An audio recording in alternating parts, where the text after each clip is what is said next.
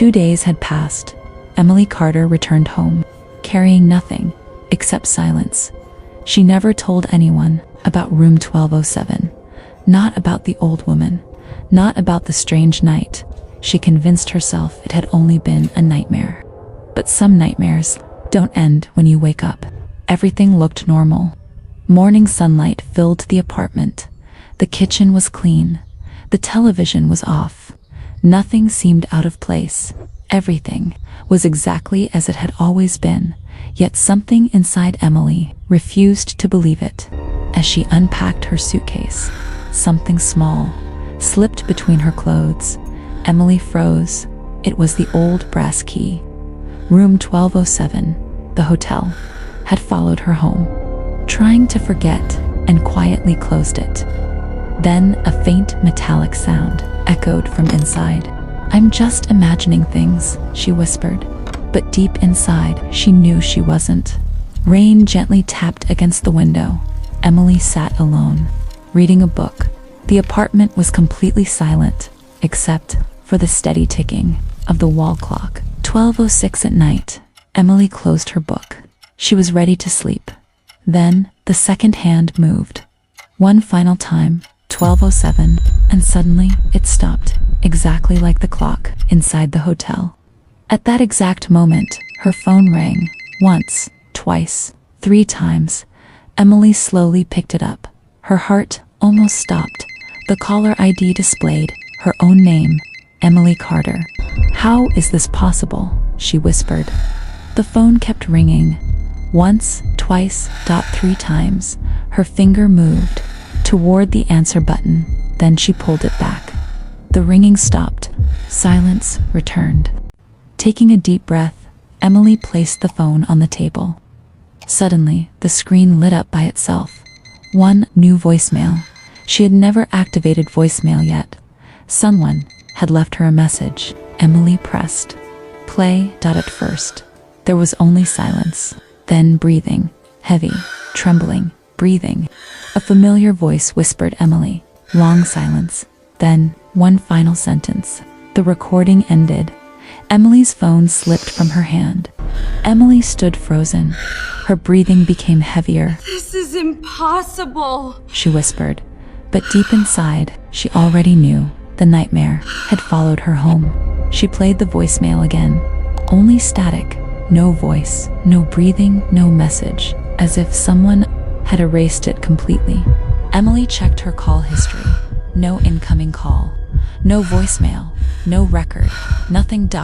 Nothing. As if the phone call had never happened. Her heart refused to slow down. Emily walked into the kitchen. She poured herself a glass of water. "I'm just tired," she whispered, trying to convince herself everything was normal. Then, something caught her attention. The family photograph had changed. There was someone else, standing beside her. Another girl. The same face, the same smile, looking exactly like Emily. Emily picked up the photograph. Her hands were shaking. This photo was never like this. She quickly took a picture. The flash lit the room, but on her phone, the photograph looked normal. Only in reality were there 2 Emilys. Suddenly, the phone rang again. "Hello?" Emily Carter, her own name. Without thinking, she answered, only breathing. Then, her own voice whispered, "Don't look at the photo." The call ended. Emily slowly looked back. The frame was empty. No photograph, only blank paper. She stepped backward.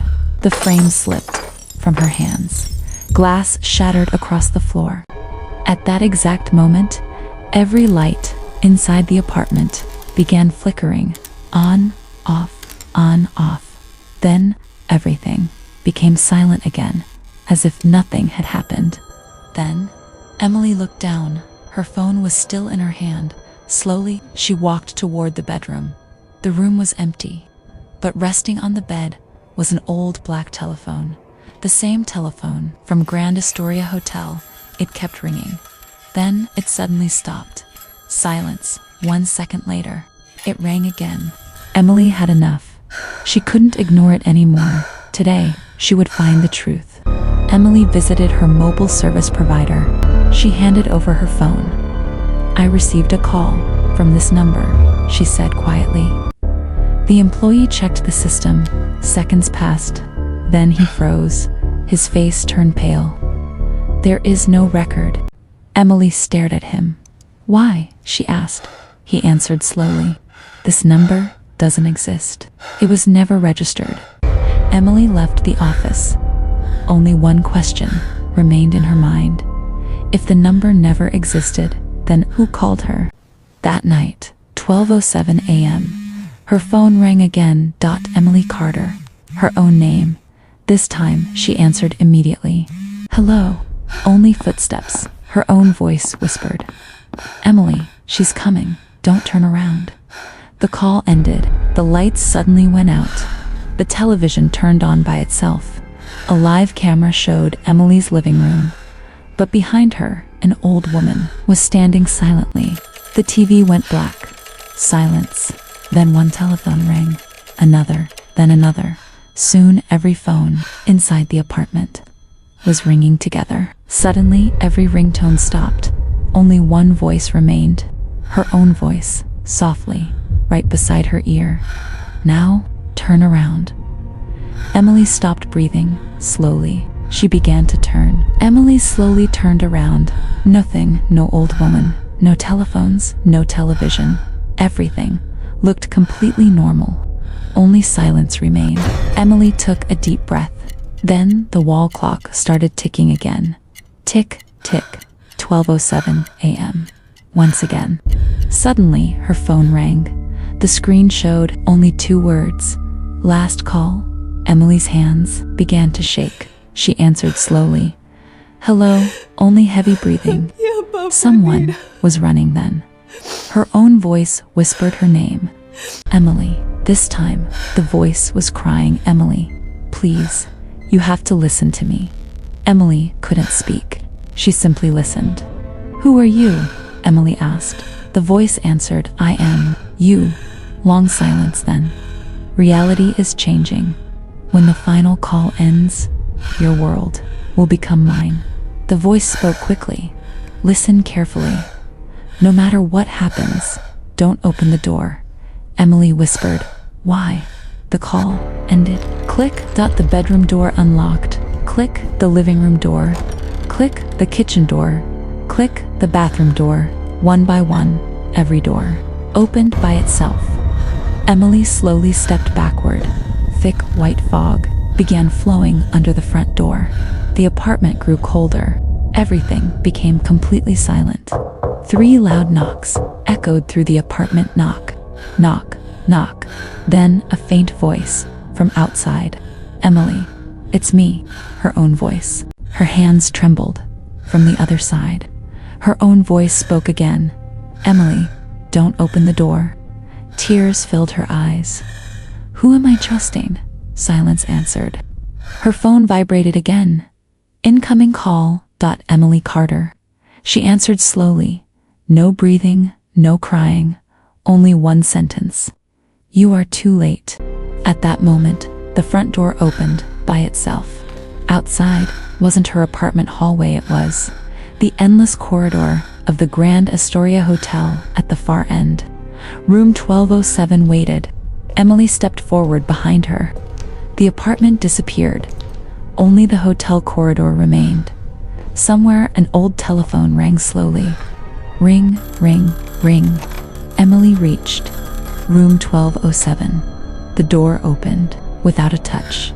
Inside, no one, only a bed, and resting on it, a mobile phone. The screen lit up. The phone rang. By itself, Emily slowly picked it up. A frightened woman's voice answered. "Hello? Can anyone hear me? I'm trapped. I found a hotel. The Grand Astoria Hotel." Emily's face turned pale. "Don't go there." The call ended. His screen went black. Then, one word appeared. "Connected." Emily slowly looked behind her. A large mirror stood silently. Inside it, the old woman smiled. Standing beside her was another Emily. She wasn't a reflection, She had always been inside the hotel. The door closed slowly. Click, silence. Then a deep train horn echoed through the corridor. Horn, darkness swallowed everything. Hidden After Dark, new nightmare coming soon.